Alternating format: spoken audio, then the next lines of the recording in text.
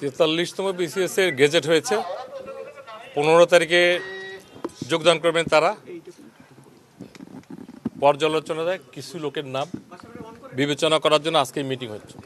আজকের মিটিংয়ে দেখা গেল তারা 247 জন, এই 227 সর্বশেষ যারা মেডিকেল বাদ দিয়ে, মেডিকেলে স্বেচ্ছায় অনেকে আসেনি, তারা চাকরি করবে না, কিন্তু 227 জনকে নিয়ে আমরা পুনর্বিবেচনা করার জন্য আমরা যেটাকে বলি ইনভেস্টিগেশন অথবা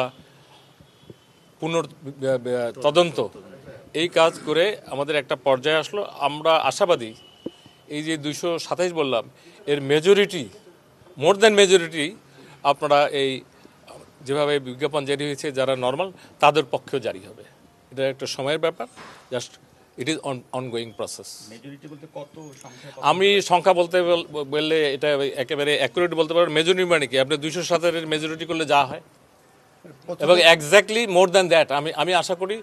আমিও যেহেতু বিসিএস দিয়ে ঢুকেছিলাম, আমি চাই যে যদি কোনো এরকম অপরাধ, যেমন আমরা যেটাকে বলি ফৌজদারি অপরাধ, রাষ্ট্রদ্রোহী অপরাধ, অথবা স্কুল কলেজ ইউনিভার্সিটি বহিষ্কৃত হয়েছিল, অথবা এমন কোনো ধরনের হিডেন অপরাধ সে করেছে যেটা সামনে আসছে, এরা ছাড়া বাকি আমি মনে করি এদের নিয়োগ প্রাপ্তিতে শুধু একটা প্রক্রিয়ার ব্যাপার, দে উইল গেট ইট। সেই প্রক্রিয়াটা, হ্যাঁ, আপনারা প্রক্রিয়াটা হলো জানেন।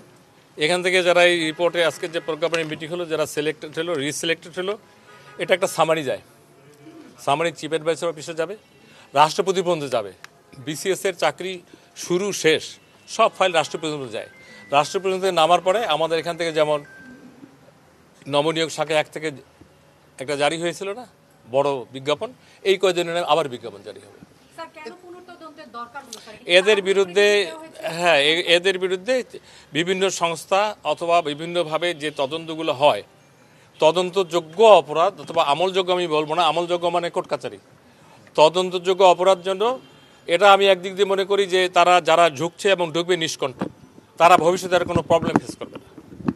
এটা পার্ট অফ জব। এটা অনেক সময় আগেও ছিল, আগে এত ব্যাপক হারে ছিল না, কম ছিল, কিন্তু এখন যে পরিবর্তন অথবা revolution or whatever it is you say, এটা আমাদের এই প্রক্রিয়াকে টাচ করেছে।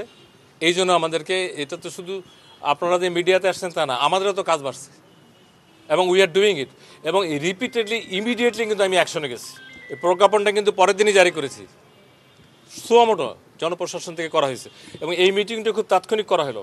এবং বাকি কাজগুলো যেহেতু আপনাদের সাথে আমার দীর্ঘমেয়াদী 4 মাস 13-14 দিন কাজ করতেছি, you know my perception, mindset, capacity, এটা আমার সর্বোচ্চ অগ্রাধিকার দিয়ে এই কাজটা হয়ে যাবে।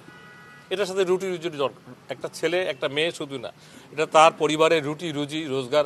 অনেকে এটার পরে বিয়ে করবে, বাবা মার সংসার, কারো চিকিৎসা, তারপরে দীর্ঘদিনের লালিত আশা আকাঙ্ক্ষা, এটা যাতে বাস্তবায়ন করা যায়, সেখানে জনপ্রশাসনের তরফ থেকে সচিব হিসেবে আমি এবং আমার পুরা প্রশাসন তড়িৎ গতিতে কাজ করবে। আপনারা আমাদেরকে সহযোগিতা করবেন। Thank you very much.